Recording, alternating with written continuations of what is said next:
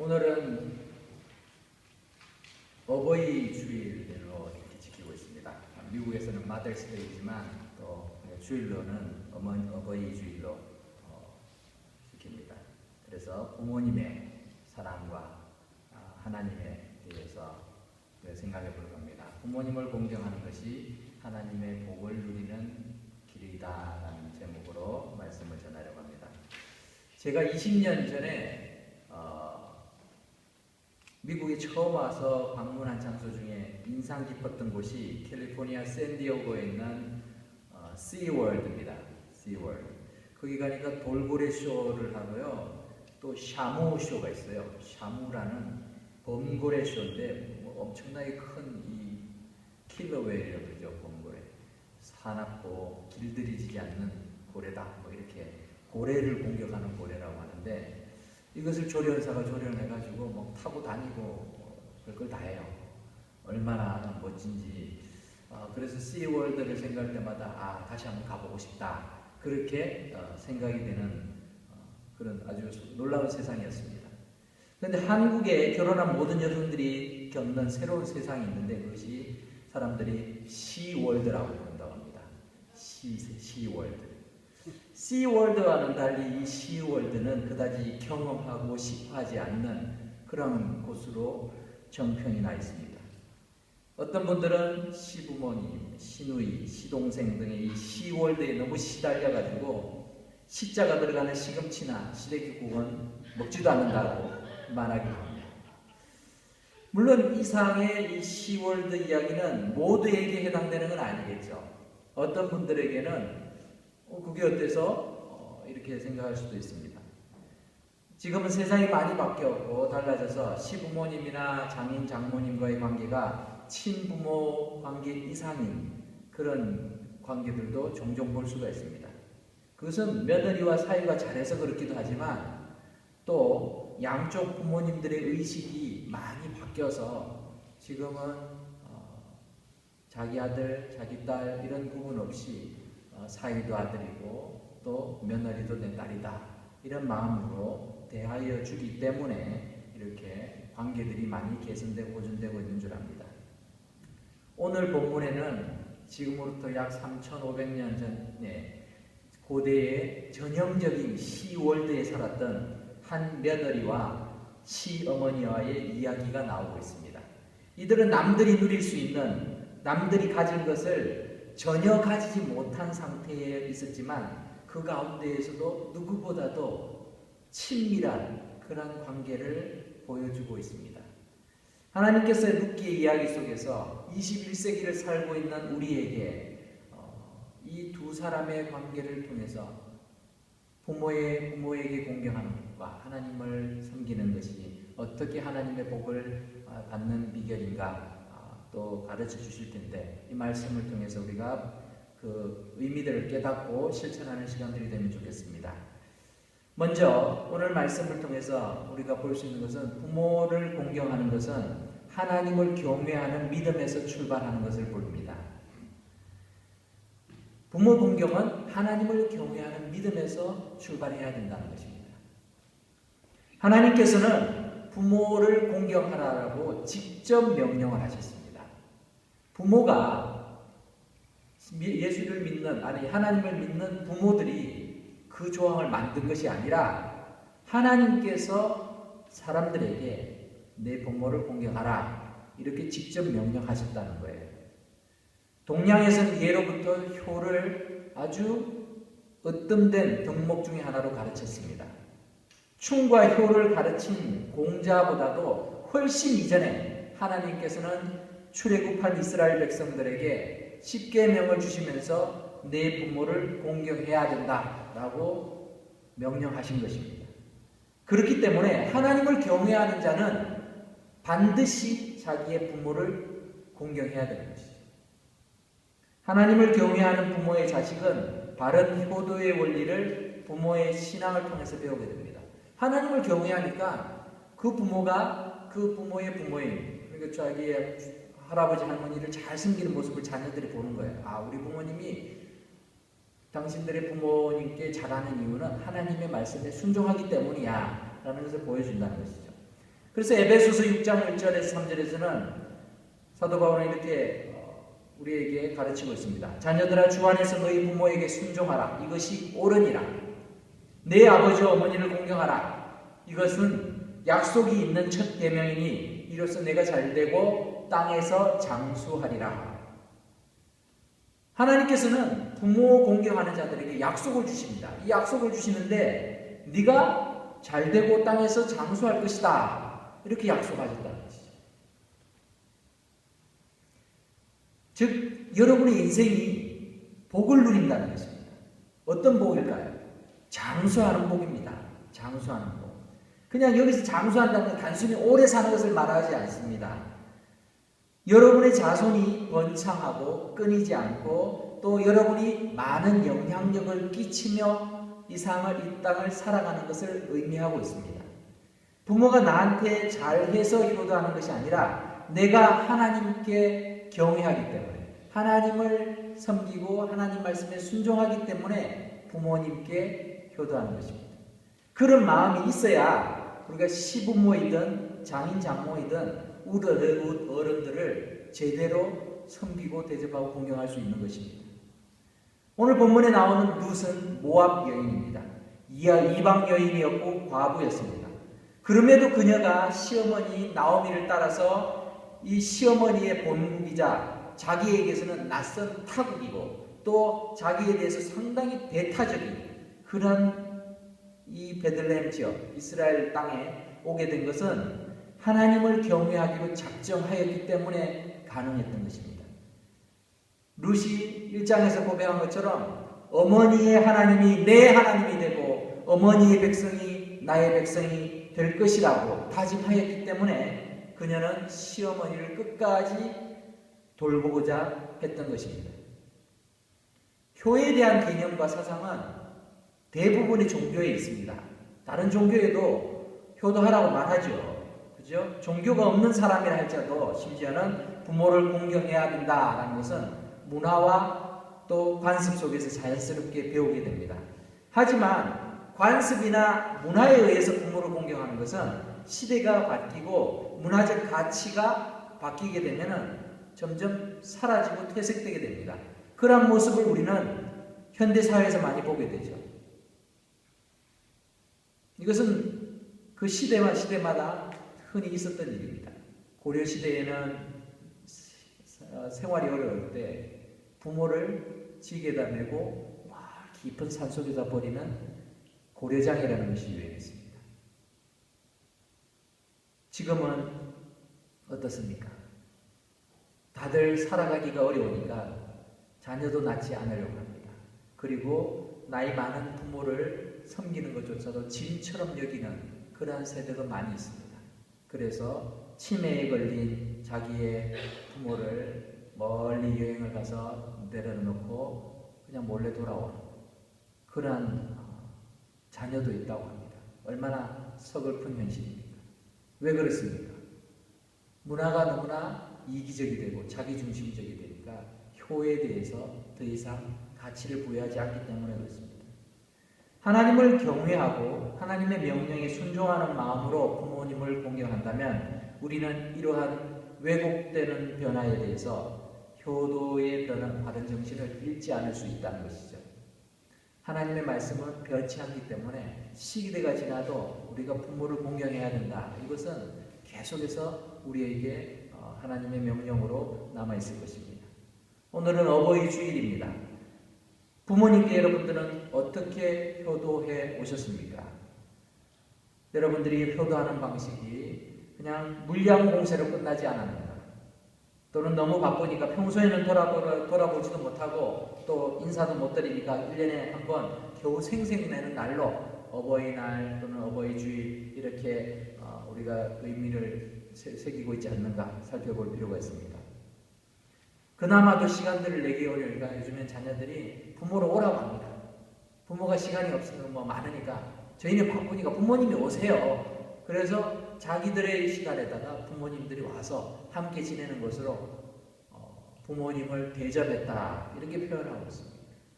그런데 그것은 그렇게 바람직한 모습은 아니죠. 정말 부모님을 섬긴다면 아무리 바빠도 부모를 위해서 자기가 시간을 내어서 부모의 시간에 맞추고 또 부모님이 원하시는 대로 해드리는 것이 부모를 섬기는 일일 것입니다. 근데 시대가 많이 바뀌다 보니까 자식들이 자기에게 전화 한번 해주는 것만으로도 고마워하고 자식들이 불러주는 것만으로도 고마워해야 되는 그런 시대가 되었습니다. 하지만 우리는 자녀들이 효도하는 데 있어서 자기 중심적으로 자기 방식대로 자기의 이기적인 모습대로 효도하지 않도록 가르쳐야 됩니다.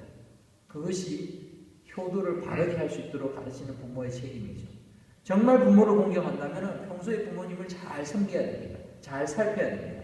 그리고 또 여러분이 부모라면 자녀들에게 그렇게 가치를 가르쳐야 되고, 여러분이 자녀라면 여러분이 살아계신 부모님들에게 바르게 대해야 되죠. 그분들의 걱정이 무엇인지, 그분들의 관심이 무엇인지, 내가 무엇을 도와야 되는지 세밀하게 살펴야 되죠. 도움이 필요하시면 말씀하세요. 부모님 얘기 안 해요. 얘기 안 합니다. 제가 우연한 기회에 또 이 어덜트 데이 케어 센터에 이렇게 라이드를 몇 번 해드린 적이 있습니다. 연세 드신 분들이 이렇게 차를 타고 이렇게 오면서 자식 자랑을 참 많이 해요. 우리 아들은 어디 맨하탄에서 막 일하고 있대. 돈 잘 벌고 뭐 하고 있다. 어느 또 누구는 저기 와 있고 자랑을 많이 합니다. 그런데 이분들 가운데서 메디케이드가 오늘로 끊긴다는 거예요. 근데 메디케이드가 끊기는데 그 소셜 시큐리티 오피스에 찾아가야 되는데 같이 갈 사람이 없어요. 그래서 온전한 제게 부탁을 해요. 목사님 좀 가주시면 안 되겠습니까? 제가 살해하겠습니다. 자식들에게 부탁을 못해요. 안 해요. 왜 안 해요? 자식들이 바쁜데 어떻게 자식들의 시간을 내가지고 휴가를 내가지고 내 일을 돕도록 그렇게 할 수 있겠냐 싶어서 안 하는 거예요. 그래서 내가 처음 보는 목사에게 부탁을 합니다. 그게 부모죠. 웬만하면 자식들을 안 괴롭히고 웬만하면 자식들은 좀 이렇게 쉬게 만들고 다른 사람한테는 자기가 신세를 지더라도 체면불구하고 그렇게 하더라도 하려고 하는 게 부모죠. 근데 그렇게 하다 보니까 자녀들이 그걸 몰라요. 부모가 무엇이 필요하고 무슨 걱정하고 무슨 어려움이 있는지 전혀 모르고 살아요.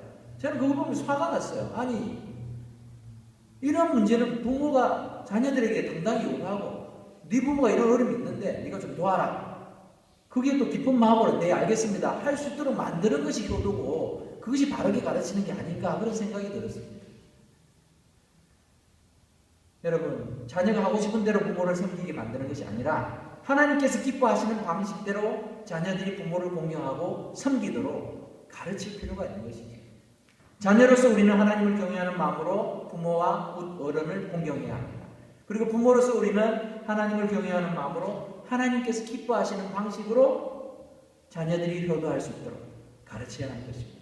이것이 하나님의 복과 은혜를 우리가 그리고 우리의 자손들이 계속해서 누릴 수 있는 길인 줄을 믿습니다.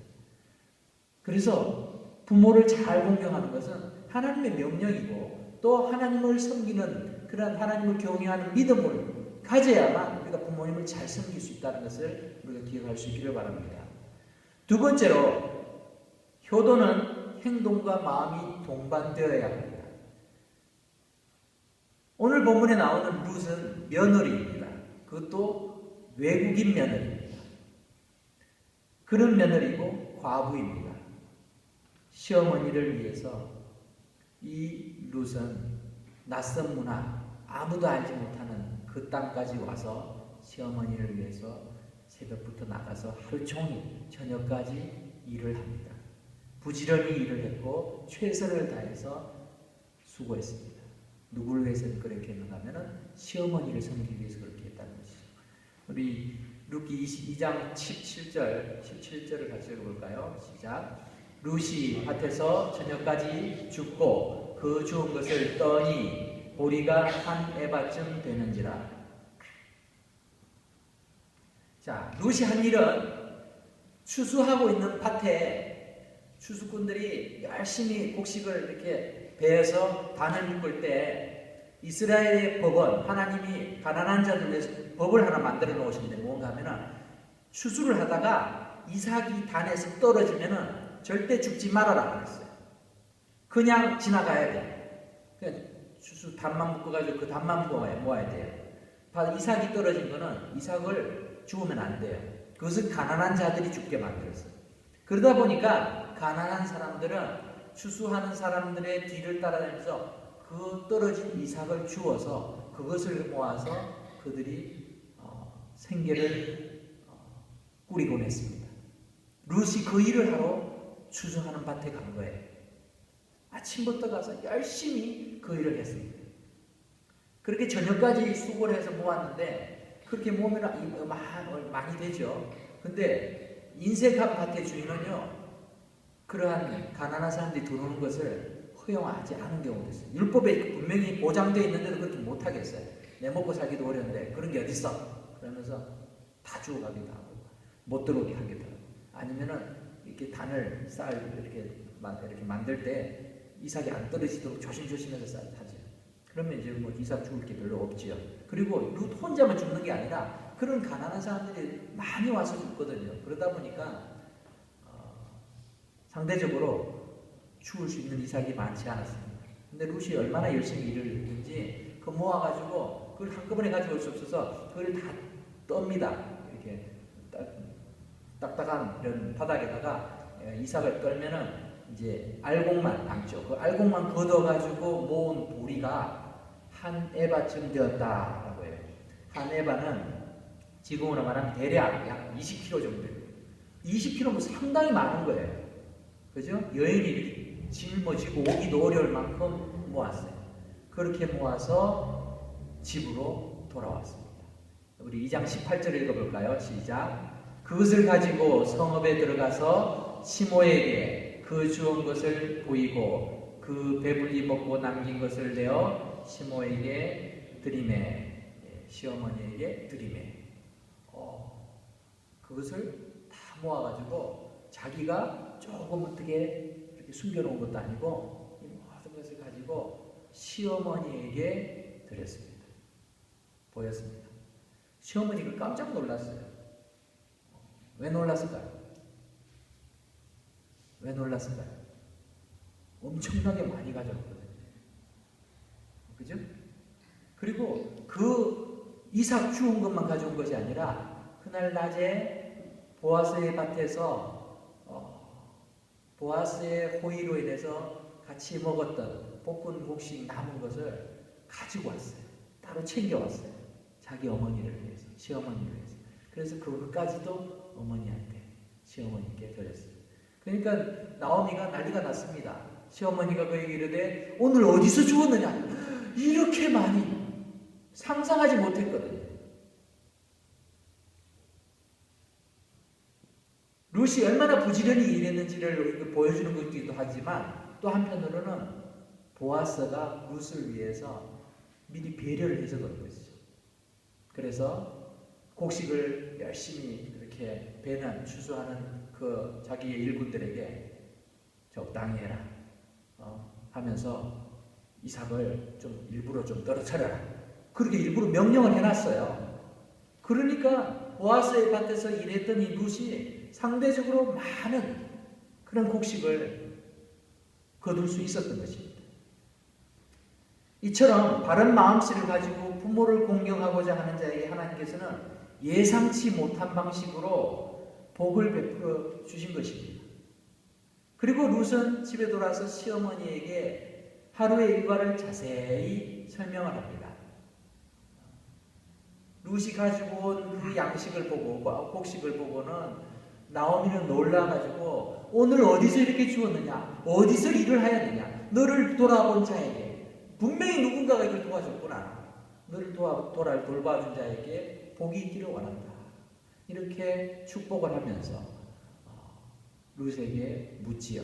그러니까 룻이 자초지종을 다 설명을 합니다. 그래서 누구에게서 일한 것을 시모에게 알리하여 가로되 오늘 일하게 한 사람의 이름은 보아스니이다 라고 말하죠. 만일 시어머니와 며느리가 사이가 좋지 않았다면 이런 대화가 오가지 않았을 것입니다. 그죠? 뭐 열심히 해가지고 그렇게 많이 가져갈 필요도 없죠. 그냥 하루하루 산다고 생각하고 조금 가져가서 그냥 먹고 적당히 쉬면 될 것인데 그러지 않았습니다. 열심히 수고해서 거의 이 두 여인이 2주일 이상을 먹을 수 있는 양식을 만들어갔지요. 그리고 가서도 시어머니가 묻는 질문에 대해서 자초지종 대답을 하면서 그런 대화들 속에서 룻이 보아스의 밭에서 일했다라는 것을 나오미 시어머니가 알게 됩니다. 그로 인해서 하나님께서 예비하신 계획을 이 모녀가 알게 되는 것이죠. 그것이 아직까지는 실현되고 있지 않고 어떤 가능성이 있는지 잘은 모르지만 그래도 시어머니와의 대화를 통해서 룻은 보아스가 나오미의 먼 친족, 가까운 친족 중에 한 사람이고 그가 기업 물을 자 중에 한 사람이라는 것을 알게 됩니다. 우리 2장 20절을 읽어볼까요? 자, 시작. 모압 여인 룻이 가로되 그가 내게 또 이르기를 내 주수를 다 마치기까지 너는 내 소년들에게 가까이 있으라 하더이다. 예, 보아스가 했던 말들을 룻이 고백을 하죠. 그리고 이 22절에 보니까 나오미가 또 룻에게 말합니다. 내 딸아 너는 그 소녀들과 함께 있으라 이렇게 얘기하는데 그 전에 어떤 이야기가 있는가 하면은 여기 좀 생략이 빠졌네요. 우리 성경을 찾아서 좀 보도록 하겠습니다. 20절 여기 본문이 좀 달라서 잘못 적혀 있어서요.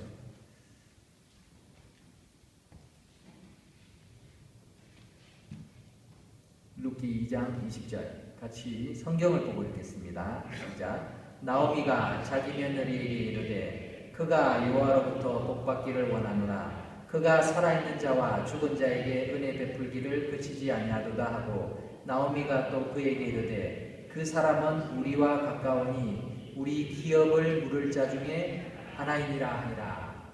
예, 이렇게 표현되고 있죠. 자, 나오미가 깜짝 놀랍니다. 룻이 보아스의 밭에서 일을 했다는 얘기를 듣고 보아스는 우리 친척인데 그 사람은 맞아 우리의 기업을 물을 자 중에 한 사람이야 라고 얘기해요. 기업을 물은다라는 말이 무슨 뜻인가 하면은 하나님께서는 이스라엘 백성들에게 땅을 주실 때 땅은 하나님의 것인데 그래서 다 분배를 해주셨어요. 그리고 분배를 해주고 그 분배된 땅들이 후손을 통해서 계속해서 관리가 되도록 합니다. 근데 문제가 어디서 생기는가 하면은 남자를 통해서 가장이 있어야지 그 땅이 남아있는데 아들이 없으면은 딸만 있는 집은 결혼을 하면은 남자 집으로 다 이 사람이 시집을 가버리면은 그 땅에 줄 땅이 다 그냥 다른 쪽으로 이렇게 포함되어 버리는 거예요. 그 땅이 없어지죠. 그리고 어떤 경우는 너무 가난해가지고 땅을 돌보지 못하고 종이 되거나 이렇게 되기도 하다 보면 땅을 빼앗기기도 합니다. 그렇게 되었을 때 그 가까운 친척들은 어떤 의무가 있는가 하면은 그 땅을 다시 사서 그 원래의 주인에게, 원래의 자기 친척, 땅을 빼앗긴 친척에게 돌려줄 의무가 있습니다. 그것을 가까운 친족이 해야 되는 거예요. 그것을 기업 물은다라고 표현합니다. 이 고엘이라는 제도는 그렇게 이스라엘 사회 속에서 있었습니다. 그래서 고엘의 의무를 통해 가지고 가난한 친족의 땅을 도로 사주어야 되기도 했고 또 억울한 피해를 당했을 때 친족이 그것을 대신 풀어주기도 했습니다.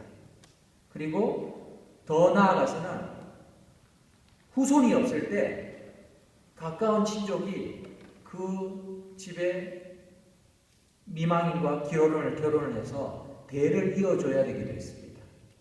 그러한 일들을 해야 되기 때문에 이 고엘의 의무는 참 굉장히 중요한 역할이었습니다. 근데 고엘의 의무는 자원해서 해야 되는 거예요. 그냥 해달라고 한다고 해주는 게 아니에요. 다들 하기 싫어하죠. 왜? 자기 일이 아니라 남의 일인데 어쨌든 아무리 친척이라 하더라도 내 가족이 아니잖아요. 다른 사람이 있는데 그걸 내가 위해서 수고하고 돈을 쓰고 또 노력하고 심지어는 그 사람은 결혼해가지고 애까지 낳아주는 거 누가 하려고 하겠어? 안 하려고 한다. 그런데 보아스가 이 나오미의 가까운 친척 중에 하나이다 라는 것을 통해서 나오미는 어떤 소망을 가집니다. 어쩌면 하나님께서 이것을 통해서 우리 가문을 다시 회복시키지 않으실까라는 생각들을 하게 되는 것이죠. 그러면서 나오미는 보아스를 축복하죠. 보아스가 예전에도 우리 남편, 내 남편 그리고 우리 아들들이 살아있을 때도 그때도 참 선대하고 잘했는데 지금도 우리 이렇게 살아있는 우리들에게도 여전히 잘 선대하고 잘하는구나. 그러면서 그 보아스에게 하나님의 축복이 있기를 그러면서 축복을 합니다. 나오미가 보아스를 축복하지만 결국에는 이 보아스를 통해서 그 축복이 나오미에게까지 룻에게까지 되돌아오게 되는 것을 우리는 나중에 보게 될 것입니다. 정리해보자면 룻이 하나님을 경외하는 마음으로 시어머니 나오미를 봉양하기 위해서 일하러 나가지 않았다면 보아스의 밭에 가지도 못했을 것입니다. 그리고 하루 종일 수고하고 와서도 이 시어머니와의 관계가 좋지 않아서 시어머니와 대화도 하지 않았다면 자기가 보아스의 밭에서 일한 것들을 나오미도 몰랐을 것이고 또 보아스와의 관계 속에서 그런 기업 물을자에 대한 이야기들 그러한 생각들도 나오미는 이렇게 다시 깨닫지 못했을 것입니다. 이렇게 하나님께서는 이 가정을 위해서 예비하신 은혜의 길로 나아가는 실마리를 이 룻과 나오미의 관계 속에서 특별히 룻이 나오미를 섬기는 그런 효도를 통해서 그 해결의 길들을 보여주고 계신다는 것입니다. 룻은 하나님을 경외하는 마음으로 이렇게 시어머니를 잘 섬겼습니다. 자녀가 주 안에서 부모를 잘 공경할 때에 부모를 통해서 자녀는 또한 하나님의 복을 누리게 되는 것입니다. 나오미는 그 이후에 룻에게 보아스가 룻에게 말한 것을 그대로 따라서 잘 지켜서 보아스의 밭에서만 일해라 라고 명령을 합니다. 그리고 룻은 시어머니 말대로 보리 추수 그리고 그 이후에 약 한 2주에서 한 달까지 뒤에 있는 밀 추수에 이를 때까지 계속해서 보아스의 밭에서 일을 하게 됩니다. 그날 밤에 이 두 모녀는 너무 행복했을 것입니다. 그렇지 않겠어요? 먹을 것 하나 없는 그런 아주 빈털터리로 베들레헴으로 돌아와서 어떻게 생계를 유지할까 생각을 했는데 이 며느리가 나가가지고 하루 종일 일을 하고 볶은 곡식과 또 엄청난 양의 그런 이삭을 털어서 잘 이렇게 타작을 해서 준비해가지고 돌아왔는데 그것만으로도 배부르죠. 행복하죠. 그것뿐만 아니라 그 속에서 또한 하나님께서 예비하신 그런 놀라운 어떤 길들이 보일 것 같으니까 그들은 소망을 가지게 됩니다. 사랑하는 성도 여러분, 부모를 섬긴다라는 것은 그냥 단순히 의무로서 의무상으로 해야 되는 것이 아닙니다. 여러분에게 있어서 부모의 존재는 어떤 존재입니까? 드린 것보다 받은 것이 훨씬 많지 않습니까? 부모는 그렇습니다. 모든 것을 자녀에게 다 주고 싶어 하죠. 그런데 받는 자녀들은 그 부모의 마음에 100분의 1도 알지 못하는 것입니다. 그렇기 때문에 우리는 부모를 생각할 때마다 더 섬기지 못해서 아쉬울 때가 많습니다. 하지만 우리가 더 섬겼다고 해서 우리의 마음이 편하지는 않을 것 같습니다. 우리가 섬기는 것으로 그것으로 우리의 의무가 끝나는 것이 아니기 때문에 그렇습니다. 한 부모님에게서 우리가 많은 것을 받았으니까 내가 부모님을 잘 섬기는 것이 아닙니다. 하나님을 공경하는, 하나님을 믿는 그런 믿음의 근거로 우리가 부모를 섬겨야 하기 때문에 그렇게 섬길 때에 우리가 바른 효도를 할 수 있는 것입니다. 내가 부모로부터 많은 것을 받아 누렸기 때문에 부모를 섬긴다면 부모에게서 아무것도 받지 못한 사람은 부모를 섬길 필요가 없을 것입니다. 그런데 성경에서는 그렇게 조건을 달고 있지 않습니다. 너희 부모가 너한테 해준 만큼 잘 섬겨라 이렇게 말하지 않고 있다는 거예요. 부모님이 나한테 해준 것이 없을지라도 부모님이기 때문에 잘 섬겨라는 것입니다. 그것이 하나님의 뜻입니다. 왜 그렇습니까? 우리는 하나님께로부터 모든 것을 받았기 때문에 그래요. 하나님으로부터 은혜를 받았기 때문에 그 은혜 받은 것, 하나님의 복을 부모님께 실천함으로, 효도를 통해서 공경함으로 실천함으로 하나님의 은혜를 우리가 감사하는 그런 자들이 되어야 된다는 것입니다. 하나님을 사랑하는 자는 부모와 어른을 잘 섬기게 됩니다. 하나님이 기뻐하시기 때문입니다. 룻은 나오미에게서 많은 것을 받았기 때문에 나오미를 그렇게 공경한 것이 아니죠. 아니, 룻은 그 나오미에게 받을 것이 거의 없었을 것입니다. 그렇지만 시어머니가 믿던 그 하나님을 룻이 믿었다는 것, 그 믿음을 가지게 해줬다는 것만으로도 룻에게는 너무나 감사한 것이었어요. 그래서 시어머니의 하나님을 내가 내 하나님으로 모십니다. 그 믿음 때문에 그 믿음을 근거해서 시어머니를 그렇게 정성껏 섬기고 봉양하는 것을 볼 수 있습니다. 하나님을 경외하는 믿음을 가지고 있기에 부모와 어른을 공경하는 여러분들, 그리고 여러분을 통해서 여러분의 자녀들에게까지 이러한 믿음이 바르게 전수되기를 바랍니다. 그리고 하나님을 경외하는 그 믿음으로 부모를 공경함으로써 부모에게 유산이나 권력, 지위를 물려받아서 복을 받는 것이 아니라 하나님의 복을 받아서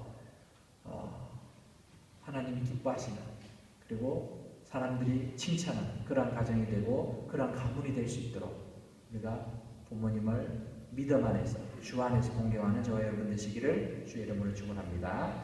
기도하겠습니다.